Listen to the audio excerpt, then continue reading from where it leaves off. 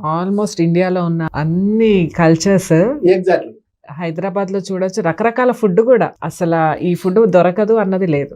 ప్రతి ఫుడ్ ప్రతి స్టేట్ కి సంబంధించిన ఫుడ్ కూడా దొరికిపోతుంది. సో వాళ్ళు దాంట్లో తీసుకున్న దాంట్లో కూడా హైదరాబాద్లో హిందీ వచ్చిన వాళ్ళు మాత్రమే ఉండాలి, లేదా ఇంగ్లీష్ వచ్చిన వాళ్ళు మాత్రమే ఉండాలి, లేదా తెలుగు మాత్రమే మాట్లాడే వాళ్ళే ఉండాలి, లేదా ఉర్దూ మాత్రమే మాట్లాడే వాళ్ళు అనేది లేదు. ఏ లాంగ్వేజ్ వాళ్ళు వచ్చినా సరే హైదరాబాద్ను హక్కున చేర్చుకుంటుంది, పొమ్మని చెప్పదు. సో ఆ హైదరాబాద్లో ఈ లాంగ్వేజ్ ఆ లాంగ్వేజ్ కాకుండా మిక్స్డ్ లాంగ్వేజ్ మాట్లాడితే కూడా ఉండనిస్తుంది. లాస్ట్కి ఏ లాంగ్వేజ్ రాకుండా సైగలతో ఉండగలిగే వాళ్ళని కూడా హైదరాబాద్లో ఉంచుకుంటుంది. అదే మీరు చెన్నైకి పోతే వాళ్ళ లాంగ్వేజ్ తప్ప ఇంకో లాంగ్వేజ్ ఒప్పుకుంటే ఒప్పుకోరు. బెంగళూరుకి పోతే అదే పరిస్థితి, లేదా కేరళకు పోతే అదే పరిస్థితి. కానీ ఇక్కడ ఆ పరిస్థితి లేదు. కాబట్టి లాంగ్వేజ్ పరంగా కానీ కల్చర్ పరంగా మీరు ఏ వేషాధారణతో ఉన్నా హైదరాబాద్ పొమ్మని చెప్పద్దు, రమ్మనే ఆహ్వానిస్తుంది. సో ఇట్లా ఈ ఈక్వేషన్లో తీసుకున్నప్పుడు హైదరాబాదే అన్నిటితో పోలిస్తే ది బెస్ట్ అని చెప్పేసి ప్రకటించింది మెర్జర్ అనే సంస్థ.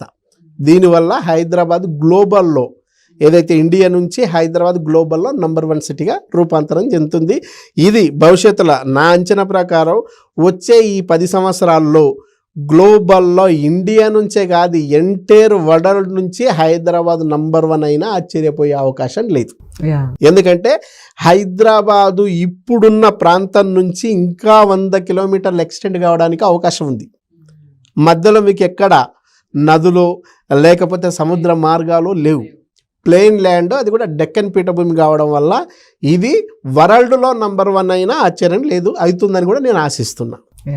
అయితే మీరు అన్నట్టుగా చూస్తే ఇంక ఇన్వెస్టర్స్ అసలు ఆలోచించక్కర్లేదు ఎక్కడ మేము ఇన్వెస్ట్ చేయాలి అని చెప్పేసి. ఏ ప్లేస్లో చేసినా కూడా ఫ్యూచర్లో 5 కాకపోతే 10 సంవత్సరాల్లో అది 1 100 అయ్యే ఛాన్సే ఉంది, కానీ తగ్గే ఛాన్స్ లేదు. డెఫినెట్గా రేవంత్ రెడ్డి గారు కూడా ఈరోజు స్పష్టంగా ప్రకటించారు.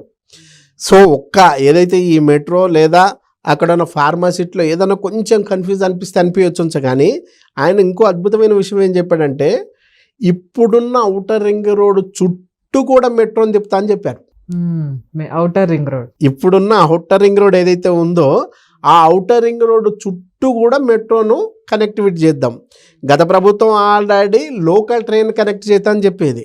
సో ఇప్పుడున్న ప్రభుత్వం ఏం చెప్తుంది, ఆ ట్రైన్తో పాటు మెట్రో ట్రైన్ కూడా కనెక్టివిటీ ఇద్దాం. దీంతో పాటు ఏదైతే ఔటర్ రింగ్ రోడ్డుకు ఆనుకొని 500 ఎకరాలు 1000 ఎకరాలను కూడా సేకరించమని చెప్తుంది ఈ గవర్నమెంట్.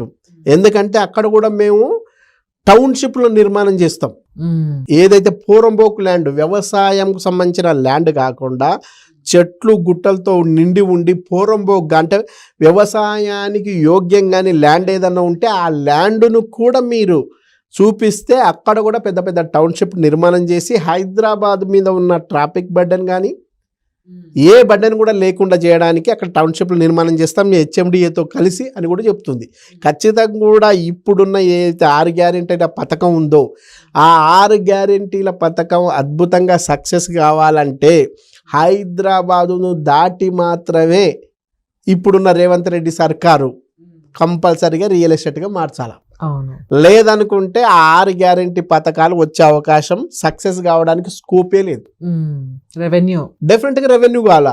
ఇంకా నా అంచనా ప్రకారం ఓన్లీ హైదరాబాద్ కాకుండా తెలంగాణలోని అన్ని జిల్లా హెడ్ క్వార్టర్స్లో కూడా ఖచ్చితంగా రేవంత్ రెడ్డి సర్కారు ఈరోజు గవర్నమెంట్తో టైఅప్ అయి హెచ్ఎండి అయిపోయి డెఫినెట్గా వెంచర్లు వేయాల్సిందే. అట్లా వేస్తేనే గవర్నమెంట్కి రెవెన్యూ వచ్చే అవకాశం ఉంది. ఇక్కడ భూములు కూడా పెద్ద ఎత్తున ఏం లేవు. ఇప్పుడు మీకు ప్రత్యామ్నాయంగా ఉన్న భూములు ఏమైనా ఉంటావంటే ఖచ్చితంగా అది రంగారెడ్డి జిల్లాలో, లేదనుకుంటే మహబూబ్ నగరు, కాదనుకుంటే వరంగల్, కరీంనగర్, సిద్దిపేట లాంటి ఏరియాలో కంపల్సరీ పోవాల్సిందే. 2 టైర్ సిటీస్ అనుకుంటున్న ఈ నగరాలు ఏదైతే డిస్ట్రిక్ట్ హెడ్ క్వార్టర్స్ ఉన్నావో వాటికి డెఫినెట్గా వెళ్ళాల్సిందే. అది తప్ప ఇంకో గత్యంతరం లేదు. అదే అక్కడ అలా చేస్తేనే ఆ రెవెన్యూ వస్తే అక్కడ డెవలప్మెంట్ అవుతుంది కంపల్సరీ. ఆల్రెడీ గత ప్రభుత్వం మహబూబ్ నగర్ లాంటి లేదా సిద్దిపేట లాంటి లేదా సూర్యాపేట లాంటి చోట్ల ఐటీని కూడా ఏర్పాటు చేసి ఉద్యోగాలు ఇచ్చింది. సో ఆ ఏరియాలోనే ఈరోజు రేవంత్ రెడ్డి సర్కారు ఖచ్చితంగా వెంచర్లేసి నివాసయోగ్యమైన ప్రాంతాలను క్రియేట్ చేస్తే అక్కడే చాలామంది ఎంప్లాయీస్ ఇల్లు కట్టుకొని ఉండిపోతారు. అవును. ఆ మేరకు అక్కడ ఉద్యోగ కల్పన ఉంది, అట్లాగే లివింగ్ ఉంది. కాబట్టి నగరం మీద బర్డెన్ తగ్గుతూ 2 టైర్ సిటీస్ కూడా బాగా డెవలప్ అయ్యే అవకాశం ఉంది. ఈ విషయాన్ని ఖచ్చితంగా పరిలోకి తీసుకుంటాడని నేను అనుకుంటున్నా. సార్, ఇప్పుడు ఒక అద్భుతమైన ప్లాట్ ఉందనుకోండి, దానికి అసలు డాక్యుమెంట్స్ ఎటువంటివి ఉండాలి, ఏమేమి ఉండాలి, మెయిన్గా మనం ఏమేమి చూసుకోవాలి? మనిషికి హార్ట్ ఎంత ముఖ్యమో మనం తీసుకునే ప్రాపర్టీకి ఇంతకుముందు వేరే వాళ్ళు రిజిస్టర్ చేసుకున్నారు ఇట్లా అని చెప్తారు. అవును. అంటే ఇక్కడ గుర్తుపెట్టుకోవాల్సింది, కబ్జా ఎప్పుడైతుందంటే మీరు ఆ ప్లాట్కు పక్కన లేకపోవడం వల్ల కబ్జా అవుతుందని చాలా మంది అనుకుంటారు. వాస్తవం అది కాదు. మీరు దాని పక్కన ఉన్నా, చుట్టుపక్కల ఉన్నా, అదే ఊర్లో ఉన్నా ఆ ప్లాట్ పక్కా కబ్జా అవుతుంది. ఎప్పుడు కబ్జా అవుతుంది అంటే ఆ ప్లాట్కు ప్రాపర్ డాక్యుమెంటేషన్ ఉండాలి. ఆ ప్రాపర్ డాక్యుమెంటేషన్ లేనప్పుడు నువ్వు నీ ప్లాటులో కబ్జాలో ఉంటే కూడా అది నీ ప్రాపర్టీ కాదు. చాలా మంది ఏమనుకుంటారు, నేను పక్కనే లేను కాబట్టి వేరే వాడు కబ్జా చేసిన అనుకుంటారు. ఒరిజినల్ అది కాదు. సో ఒక ప్రాపర్టీ అద్భుతమైన ప్రాపర్టీ అని చెప్పడానికి డెవలప్మెంట్ ఒక్కటే కాదు, దానికంటే బిఫోర్ డాక్యుమెంటేషన్ అత్యంత అద్భుతంగా ఉండాలి. ఆ డాక్యుమెంటేషన్లో ప్రధానంగా ఉండాల్సింది లింక్ డాక్యుమెంట్. ఈ ప్రాపర్టీ ఎవరి నుంచి ఎట్లా వచ్చిందని చెప్పేది లింక్ డాక్యుమెంటు. ఆ లింక్ డాక్యుమెంట్ను మీరు ఈసీలో చూసుకోవచ్చు. సో ఎన్ఈఏ సర్టిఫికేట్ మీకు ఉండాలి, అంటే ల్యాండ్ కన్వర్షన్ అయి ఉండాలి, ఎల్పి నంబర్ ఫైనల్ అప్రూవ్డ్ ఉండాలి, సెక్యూరిటీ ఉండాలి, దానికి మెయింటెనెన్స్ ఉండాలి. ఇవన్నీ కరెక్ట్ అని చెప్పడానికి డిటిసిపి అప్రూవల్ ఉండాలి. ఇవి ఇంకా అద్భుతం అని చెప్పడానికి రేర్ అప్రూవల్ ఉండాలి. అంటే ఒక ప్రాపర్టీ అద్భుతమైన ప్రాపర్టీ అని చెప్పడానికి ప్రధానంగా ఉండాల్సిన వాటిలో link document, NEA certificate, LP number, security, RERA approvals, అట్లాగే డిటిసిపి హెచ్ఎండిఏ అప్రూవల్స్ ఉంటే అది అత్యంత అద్భుతమైన ప్రాపర్టీ అవుతుంది. ఇవేవి లేకపోతే ప్రాపర్టీ బాగా డెవలప్ అవుతుంది కానీ ఆ ప్రాపర్టీ మీ ప్రాపర్టీ కాకుండా ఇంకొకటికి ప్రాపర్టీ అయ్యే అవకాశం ఉంది. కాబట్టి ఈ డాక్యుమెంట్లు మనం కొనక ముందే, కొనాలని అనుకుంటున్నప్పుడు ఆ ప్రాపర్టీ మీరు చూసినప్పుడు ఫిజికల్ వెరిఫికేషన్ అనేది అత్యంత ముఖ్యం. అది లేకపోతే మీ ప్రాపర్టీ అని చెప్పడానికి అవకాశం లేదు. 100% అది కిరికిరి కావడానికి స్కోప్ ఉంటుంది. ఇంకోటి వచ్చి కబ్జా చేయడానికి కూడా స్కోప్ ఉంటుంది. కాబట్టి ఇవి చూసుకుంటే అది అద్భుతమైన ప్రాపర్టీ అవుతుంది. ఇంకొకటి, మామూలుగా అందరికీ డౌట్ ఉంటుంది, ఒక ల్యాండ్ మీద బ్యాంక్ లోన్ వస్తే ఇంకా అది మనం ఆలోచించక్కర్లేదు. సో అట్లా కూడా చాలా మంది మోసపోతారా? అంటే అట్లా మోసపోవడం అనేది ఉండదు, అట్లా అనుకోవడం కరెక్టే. కాకపోతే దానికంటే మీరు ఇంకా అవగాహన పెంచుకోవాల్సింది ఏంటంటే, కేవలం లోన్ వచ్చిన ప్రాపర్టీ మంచిది, లోన్ రాని ప్రాపర్టీ చెడ్డది అని కాదు. లోన్ ఎప్పుడు వస్తుందంటే అది హైదరాబాదుకు దగ్గర ఉండి ఇప్పటికిప్పుడు అమ్మగలిగే పరిస్థితి ఉండి, అంటే రీసేల్ చేయగలిగే పరిస్థితి ఉన్న దగ్గర బ్యాంకులు లోన్ ఇవ్వడానికి ఇష్టపడతాయి. అప్పుడు బ్యాంకులు కూడా ఏం చేసుకుంటాయి, పక్కా దీనికి లింక్ డాక్యుమెంట్ ఉందా లేదా, ఇది ఎన్ఈఏ ఉందా లేదా, ఎల్పి నంబర్ దీనికి ఫైనల్ అప్లోడ్ వచ్చిందా లేదా, ఇది సెక్యూరిటీ భద్రంగా ఉందా లేదా, మెయింటెనెన్స్ కూడా మంచిగా ఉందా లేదా, ఇవన్నీ చెక్ చేసుకోవడంతో పాటు రేర్ అప్రూవల్స్ కూడా ఇవన్నీ చెక్ చేసుకుంటారు. చెక్ చేసుకొని లీగల్గా పర్ఫెక్ట్గా ఉందనుకున్నప్పుడు బ్యాంకులు లోన్ ఇవ్వడానికి ఇష్టపడుతుంది. ఇది దీనికి ఉన్న నేపథ్యం.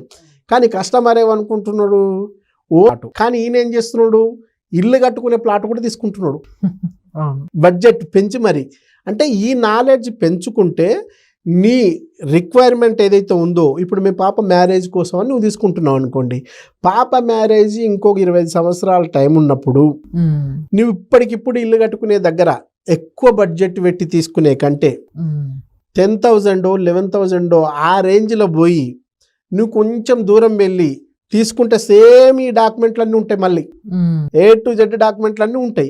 కాకపోతే హైదరాబాద్కు దగ్గర దూరం అనేది ఒకటి మాత్రమే డిఫరెన్స్ ఉంటుంది. కానీ ఈడ తీసుకోగలిగితే నీకు ఇక్కడ వచ్చిన 150 గజాల ప్లేస్లో ఆడ దాదాపు 400 గజాల ప్లేస్ వస్తుంది. ఎందుకంటే హైదరాబాద్కు దగ్గర ఉన్న దాదాపు 30,000 40,000 గజం ఉంటుంది. కానీ దూరం వెళ్ళి తీసుకుంటే 10,000 కదా. అట్టప్పుడు నీకు 10-20 సంవత్సరాలప్పుడు మీ పాప మ్యారేజ్ అనుకునేటప్పుడు తీసుకుంటే అది దాదాపు ఇక్కడ పెరిగినది ₹1,00,000 గజం అనుకుంటే ఆడ పెరిగింది 50,000 గజం వేసుకున్నా కూడా నీకు 400 గజాల మీద ఏ రేంజ్లో ఉంటుంది డెవలప్మెంట్. చాలా ఆ డిఫరెన్స్ అంటే తెలిసి ఉండాలి. అందుకే నేను డాక్యుమెంట్ల మీద లేదా మీ ప్రాపర్టీకి సంబంధించిన దాని మీద మీ ఫీల్డ్లో మీరు హీరో కాదనం. మీ సాఫ్ట్వేర్ అనుకుంటే సాఫ్ట్వేర్లో మీరు తోపు, లేదు మీరు ఇంజనీరింగ్ అంటే ఇంజనీరింగ్లో బాగా మీకు నిష్ణాతులు, లేదా మీరు డాక్టర్ అంటే డాక్టర్ వృత్తిలో నిష్ణాతులు, కానీ రియల్ ఎస్టేట్లో మీరు జీరోనే. అవునన్నా కాదనుకున్నా మనది కానీ సబ్జెక్టులకు పోతే మనం జీరోనే. మన సబ్జెక్ట్లోనే మాత్రమే మనం హీరో, అదర్ సబ్జెక్ట్లో మనం జీరో. అదర్ సబ్జెక్టుల మీద కూడా మనం హీరో కావాలనుకుంటే తెలుసుకోవాలా. తెలుసుకుంటే రైట్ ఏదో రాంగ్ ఏదో తెలుస్తుంది. అట్లా తెలుసుకున్నప్పుడే మనం రైట్గా ముందుకెళ్తాం. ముందుకెళ్ళినప్పుడే మనకు ప్రాఫిట్స్ ఎక్కువ వస్తాయి. ఈ విషయాన్ని అర్థం చేసుకోగలిగితే పర్ఫెక్ట్గా ఉంటుంది, లేదనుకుంటే నష్టపోయే అవకాశం ఉంటుంది. కాబట్టి మీ బడ్జెట్ ఎంత, మీ రిక్వైర్మెంట్ ఏ బేస్లో తీసుకుంటున్నారు, ఇవి దీనికి సంబంధించిన ఎవరైతే ప్రాపర్టీ కన్సల్టెంట్ ఉంటారో వాళ్ళతో ఒకసారి మాట్లాడండి.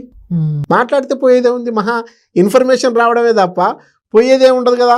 ఫోన్ కాల్ కూడా ఎట్లాగ ఇప్పుడు ఫ్రీ ఉన్నాయి కదా, అన్ని ఇబ్బంది ఏముంది మాట్లాడితే.